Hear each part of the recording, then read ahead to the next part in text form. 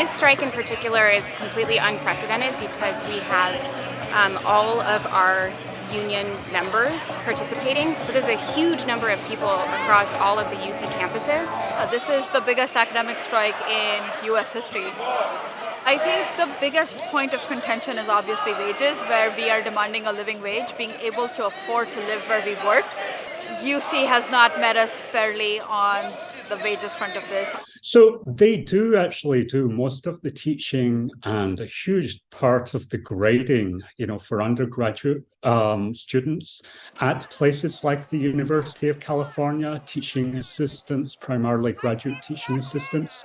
They're typically employed on like 20-hour-a-week contracts, and the average pay is about $24,000 per annum. So in the chemistry department, I make about 37,000, 38,000. I get paid for 20 hours of work a week, but really we're all full-time employees here. I don't have a second job. I'm not allowed to have a second job. So my appointment is for 20 hours a week. I make, pre-tax about $40,000 a year. But in reality, I'm usually working 40, usually more hours per week, right? Because there's so much that needs to be done. What it means is that I'm rent burdened, just like, pretty much all of my colleagues out here right now. That means we're paying more than 30% of our wages towards rent and utilities each month. And the tensions pretty much boil down to the fact that the university has committed a huge number of unfair labor practices at the bargaining table.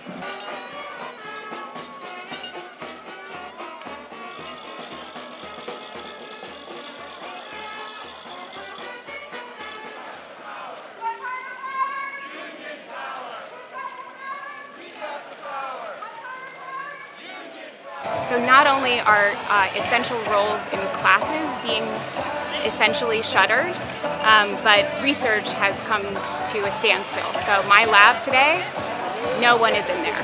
We shut down all the classes. Labs are not functioning right now. People are not going in to do research sections, discussions. All of that is canceled right now. And it's a proof of our power. This university simply does not function if we're not coming in every day. So we're coming up to final exam period in the semester. This is the period of the semester where the graduate student unions have the greatest amount of leverage. If this were to drag on for several weeks, it would be a disaster for undergraduate students at the University of California. And I hope they recognize the value of our labor and meet us fairly on the bargaining table and even a fair contract soon.